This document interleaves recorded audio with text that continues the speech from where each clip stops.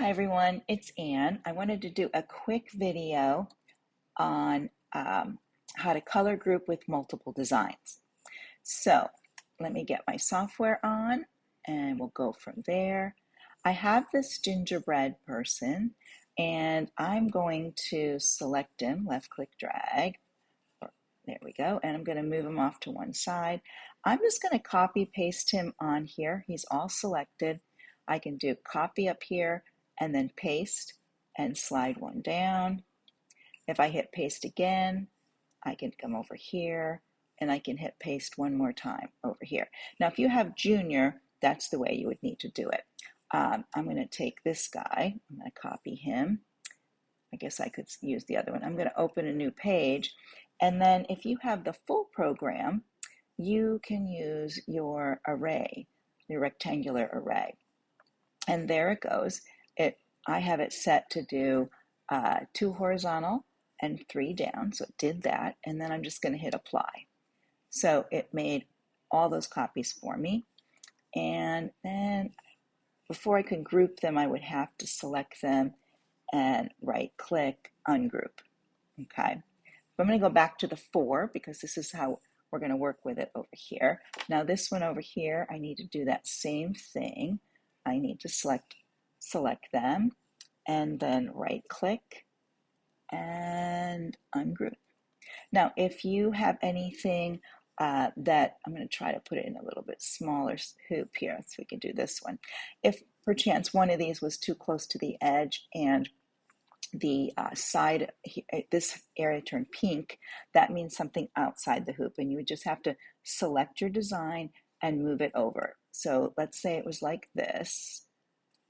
Let's do 2 of these. Here we go, just so I can show you. Say these were too close, like this. And sometimes if you have an applique, there's something called the frame out. It's where the machine stops and moves out of the way, moves the hoop out of the way. So it could cause it to look like it's a jump stitch outside the hoop. So if this is the case, if you have something pink, I would just select the ones I think might be offending. And then when I hover on here, I get the 4 arrows and I just drag it back in here till it turns white. If my hoop is still blue, I would have to turn that off up here at select.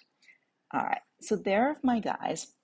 Now I do know that I'm going to look at this in, let me change this from auto to manual.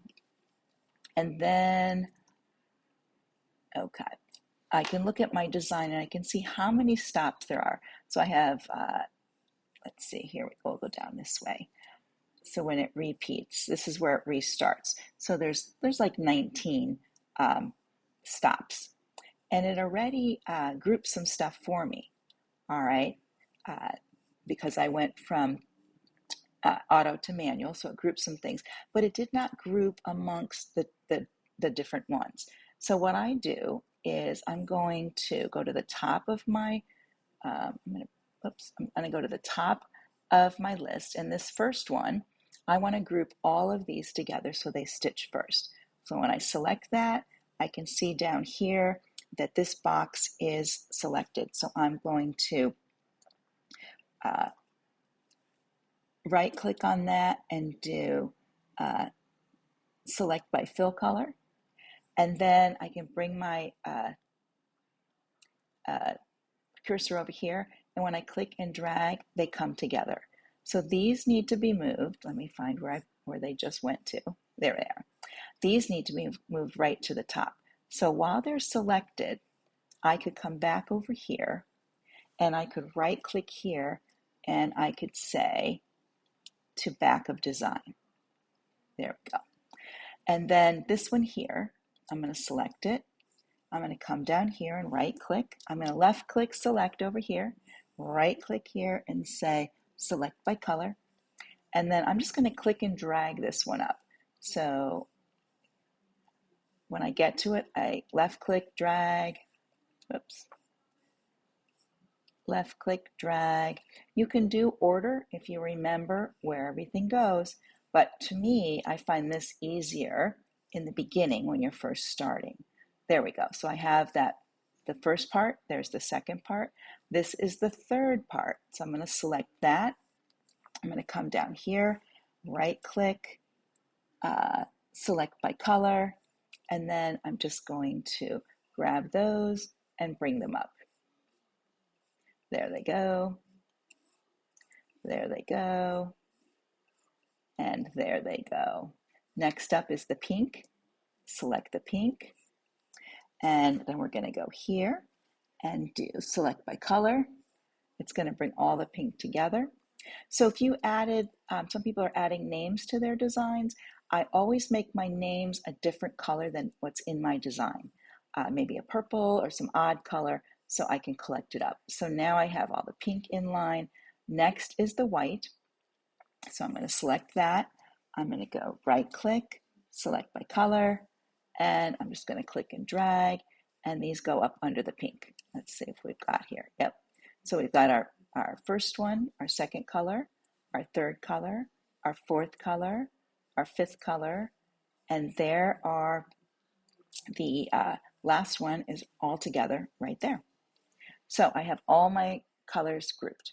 So it will stitch like this. Let's go to slow redraw. And let's see, that's here.